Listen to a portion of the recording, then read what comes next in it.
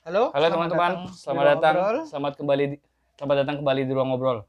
Masih dalam rangka Shinkai Fest Iya, ya. pekan-pekan bersama Nah, Makoto Shinkai. setelah Suzume, Tenkinoko, kemudian Kominanawa, kemudian Kotono Hanoniwa, Hmm, kita akhirnya sampai ke masterpiece-nya Shinkai pertama. 5 cm per second. Hmm, Tempat pertama kali Shinkai dapat rekognisi dari hmm. otaku. Oke, Riz, aku mau nanya nih, Riz, sebelum kita bahas Nah, lebih jauh. Karena kita berdua ini kan, aku pikir konsumsi anime di era yang berbeda dengan faktor yang berbeda. ya, Aku menonton 5 cm itu mungkin bareng dengan teman-teman yang lain ketika udah tahu Makoto Shinkai tengah jalan. maksud tengah jalan. Belum Kimi no Na wa ya, tapi nemu list-list anime, Oh, nemu list-list anime, ada Ghibli, ada nah, Hosoda, ada Satoshi Kon, ada Makoto Shinkai, terus ditonton. Dan nah, aku memang sepakat 5 cm memang bagus. nah. Nanti akan kita bahas. Tapi menurutmu pribadi sebagai orang yang mungkin menonton 5 cm lebih awal, Iya, aku tuh nonton. impresimu seperti apa sih? Nah, nonton 5 cm, aku tuh nonton 5 cm tuh kalau nggak salah 2009, kalau nggak 2008 tuh nyewa VCD ya. Nah, aku Zaman dulu. nonton tahun 2014, guys. Itu tuh dua impresi yang berbeda. Udah nyaris Kimi no Na wa ya. Udah nyaris itu tuh udah dua impresi yang berbeda. So, aku kan udah ya itu beda lah eranya. Nah, kamu sebagai nonton yang pertama kali keluar, baru keluar tuh gimana sih? Memang pada saat itu kan pilihan tontonan kan terbatas ya. Betul. Tontonan terbatas, jadi pembandingnya juga lebih sedikit. Paling kalau mau ngomongin film-film anime yang original itu kan nggak begitu banyak. Iya. Nggak begitu banyak. Kita paling ngomongnya ke Ghibli. Hmm. Nah, ini aku kan suka romance ya. Oke. Aku suka banget romance dari dulu itu. Makanya ketika nonton Makoto 5 cm per second, itu aku langsung nyangkut. Nyangkut karena emang kekuatannya Shinkai itu awal-awalnya itu ada di cara dia memberikan relatability bukan ke cowok ya, ke penontonnya. Makanya ketika banyak yang bilang 5 cm tuh banjir tangisan. Nah, itu tuh aku relate karena emang di tahun itu 2009 ketika nonton. Aku baru putus ya. Jadi ya pas lah ya. Kalau aku tahu itu akan banjir air mata karena baca review, dengar omongan orang. Dibuktikan setelah nonton, tapi itu kan pengalaman yang beda ya teman-teman. Sama Darius yang nonton 5 cm dengan pengetahuan yang sangat minim. Ya, aku tuh nggak ngerti 5 cm itu apa. Jadi sesimpel di rental VCD itu, DVD atau VCD aku lupa. Oh, kayak masih VCD deh atau DVD kali ya. Oh, ada film. Judulnya kan 5 cm per second ya. Aku merasa ini puitis. Sesimpel itu. Iya. Nah, kemudian nonton, wah banjir. Nah, lagunya cuma satu, One More Time. Yang di akhir. Sampai sekarang, buatku ini tuh lagu kebangsaan Shinkai, bukan Red Wimp, bukan tapi ini. Lagu kebangsaan patah hati Makoto Shinkai lah ya. One More Time. Dan aku tuh suka kereta ya. Ya. Kecintaanku pada kereta itu berbenturan dengan patah hatinya melalui kereta. Karena simbolisnya kan itu di filmnya. Jadi itu aku buat pribadi itu film ini tuh punya bekas yang kuat banget ya. Walaupun film Shinkai favoritku itu Kotono Hanoniwa, bukan ini. Bukan ini. Makanya jadi kalau kamu nanya impresnya seperti apa, kuat banget, dalam banget, dan aku paham kalau ada teman-teman yang nggak bisa move on dari ini. Karena emang Shinkai itu emang paling jago pada saat itu membuat kita itu merasakan yang dia ceritakan. Jadi seberapa kamu bisa memahami Shinkai, film-filmnya adalah seberapa besar kamu bisa relate sama karakter-karakternya. Pada dalam hal ini ada Takaki, ada Akari, sama ada Subida. Pada saat itu kan filmnya dibagi jadi 3 babak kan? Dari SD, SMP, SMA. Kemudian ketika bekerja. Dan itu juga sebentar aja ya. Makanya film ini tuh adalah film sempurna untuk menggambarkan bagaimana gejolak hati seseorang, mulai dari jatuh cinta pertama, kemudian patah hati, kemudian tidak bisa move on, mencoba move on dan gagal, lalu closure. Kalau aku senengnya dari 5 cm ini adalah packaging ceritanya, Riz, itu sangat-sangat realis. Jadi kalau ketika dia ngomongin romance yang penuh dengan cerita patah hati penuh dengan air mata, itu tuh nggak lebay. Dalam artian ketika di 5 cm itu menampilkan cerita dua tokoh ini waktu masih SD, ya kita melihat gimana dua anak SD saling suka. Kayak gitu. Saling suka dan dengan porsi yang wajar selayaknya anak SD dengan keterbatasan teknologi waktu itu ya teman-teman. Dan aku merasa kayak ternyata dan ada ya yang seperti ini. Nah, itu yang aku suka. Filmnya itu sangat bergantung pada monolog. Ya. Pada monolog kan, karakternya monolog. Jadi kita itu benar-benar diajak ngobrol. Diajak ngobrol sama karakternya. Monolognya POV-nya tokoh utama ya.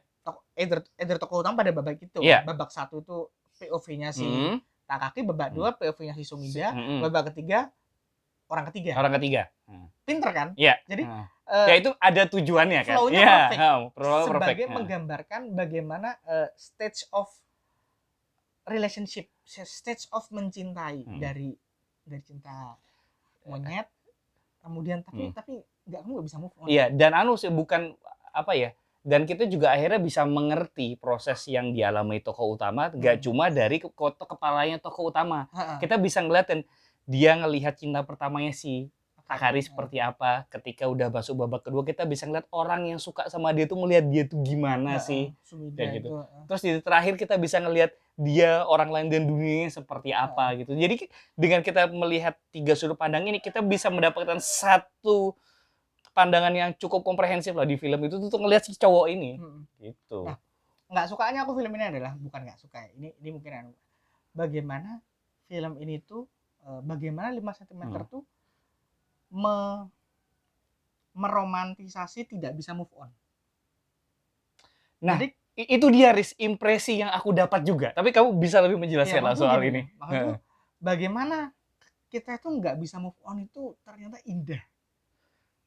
Dengan lantunan one more chance, melihat di kereta, di balik jendela, di pintu kereta, di sudut kota. Kamu masih membayangkan dia, itu kan diromantisasi habis-habisan, dan di ending tidak dikasih konklusi. Iya. Makanya as in Shinkai itu pengen ngomong nggak bisa move on tuh nggak apa-apa. Masalahnya adalah kemudian mungkin agak kebablasan. Ternyata bagi banyak orang dampaknya kebablasan. Mungkin. Oke. Ya. Makanya itu tuh kemudian yang bikin film ini tuh sangat personal buat banyak orang adalah karena banyak orang yang memang lari itu nggak apa-apa. Merasa gitu. Nah, tapi ini tuh aku mungkin agak berlebih, agak offset ya bahas ini tuh kan. Tapi kan. Kalau tadi kan Daris ngomongin impresinya seperti itu kan. Kalau impresiku beda lagi, Riz. Tapi kita tetap sama-sama sepakat bahwa ini fokusnya kan soal move on. Kalau kamu tadi menganggap bahwa film ini membuat dirimu atau membuat orang lain itu merasa bahwa tidak move on itu diromantisasi sehingga tidak apa-apa. Karena aku korban filmnya ini. Nah, kalau aku nonton film ini, teman-teman, aku merasa kayak kapok kalau nggak move on ya kayak gini. Itu sudut pandang lain. Sudut pandang yang berbeda. Jadi memang ya faktanya emang film ini tuh romantisasi gagal move on. Iya, dan itu balik ke poin relatability tadi kan. Yang kurang ajarnya adalah penting bagi kita untuk baca ini. Ada yang versi fullnya juga. Versi Indonesia ya. Ini versi Indonesia, yang ini versi vertikal sih ini penerbitnya. Versi ya lebih tebal karena ya versi barat kan kertasnya lebih bagus, harganya juga lebih mahal. Nah, komik ini itu menyebalkannya adalah dia ngasih hal yang tidak kita dapat di film dan mengamplify perasaan tidak move on itu 10 kali lipat. Ya, tapi di endingnya Takaki dikasih closure. Akhirnya bisa move on. Setelah dia menyakiti banyak orang, dia tuh akhirnya sadar kalau dia salah. Dan dia dikasih. Dia nyakitin diri sendiri sih. Ya, banyak orang kan. Banyak orang juga. Orang yang berhubungan dengan dia. Iya, kan, yang peduli sama dia. Makanya komik, kalau kalian pengen baca bagaimana Shinkai menceritakan secara utuh perjalanan orang yang dari jatuh cinta, patah hati sampai move on, ya di komiknya, bukan di filmnya. Kurang ajarnya sih itu. Diksi yang menarik. Daris bilang perjalanan. Karena ketika aku mau baca ini, teman-teman, sebelum sampai di akhir, aku tidak menilai ini sebagai sebuah perjalanan. Aku melihat kayak ini orang sepanjang cerita nggak move on aja, tapi ketika sampai di ending dikasih closure, dia Iya. bergerak. Oh, ini akhirnya menjadi sebuah perjalanan. Dan Karena kan di film kan rasanya tidak kayak perjalanan, Iya. karena dia stuck. Di film stuck. Nah, makanya kan film komiknya ini tuh kan kayak mengkhianati ya, kayak mengkhianati apa yang ingin disampaikan sehingga masalahnya penulisnya ya Shinkai. Iya. Penulisnya Shinkai. Jadi karena yang buat dia sendiri ya tidak Jadi apa-apa. aku suka sih komiknya, aku suka banget. Gambarnya juga apa namanya bagus kok. Ayo mention. Tidak ya dari segi visual tidak mengkhianati feel yang kita rasakan ketika nonton anime ya. Ayo. Tapi intinya kalau kita ngebandingin apa ya film dengan bukunya ini sih teman-teman. Kalau ada yang merasa kok akhirnya nggak segerus senggantung itu, ya karena memang dua produk ini berakhir di ujung yang berbeda aja. Gitu. Sebenarnya sama, cuman di sini tuh lebih. Iya. Kalau diperhatikan kan ada di bagian ending tuh ada tuh di klip terakhir tuh yang ada. Dia bangkit itu kan sebenarnya kan menunjukkan kalau dia tuh aku mau move on. Cuman di sini tuh diceritakan lebih ada isinya. Itu hampir satu komik sendiri loh nyeritain bagian 3 yang cuma satu lagu. Iya, kalau di sini jadi satu komik sendiri ya kalau yang pisah. Di sini tuh seperempat akhir. Seperempat akhir di sini. Makanya Makoto Shinkai tuh dengan jenius bikin 5 cm per second tuh jadi karya komik dan karya filmnya tuh punya pendekatan, punya ending yang sama tapi rasa perjalanannya beda. Iya. Kalau di film itu kita meromantisasi gagal move on, Gabon ya. Di komik kita melihat perjalanan orang yang dari jatuh cinta sampai move on. Jatuh cinta, patah hati, move on. Dan ya aku bilang Takaki itu pecundang. Walaupun aku nggak tahu ya Darius bilang apa, kalau ya itu perjalanan orang dari tidak move on saya move on. Tapi aku membahasakannya adalah ini orang memang tidak berusaha move on. Ini memang pada eventually move on bukan karena dia mau move on aja, nggak ada usaha juga sih.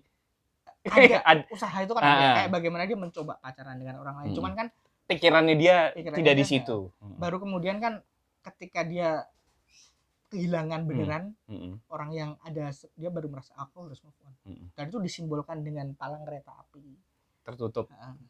Dia ngelihat Akari, oh ya udah selamat tinggal. Itu adegan yang indah banget sih. Gitu. Begitu. Makanya kenapa 5 cm per second ini tidak menjadi film favoritku karena aku berhasil move on. Oke. Baik, bisa dipahami. Ya, aku bisa merasakan kegetiran itu di 5 cm teman-teman, tapi tidak impact-nya nggak merasa seperti Darius karena memang aku di poin itu aku menonton Shinkai itu dalam urutan yang sangat random. Ini mungkin aku agak offset ya ini. Bagaimana otaku itu kan mungkin bahasa sekarangnya wibu ya, agak berbeda sih. Romansa otaku itu kan berat ya. Di dunia nyata. Sekarang? Enggak, dulu. Either ya, maksudnya di saat itu menjadi seorang outcast, menjadi seorang yang hobinya berbeda. Jadi melihat Shinkai yang merasa enggak apa-apa loh. Jadi semacam justifikasi bahwa it's okay. Enggak apa-apa loh patah hati itu tuh. Dua impresi yang berbeda karena nonton di era yang berbeda, tempat yang berbeda teman-teman. Jadi memang beda rasanya. Pembawaan kita juga berbeda. Udah.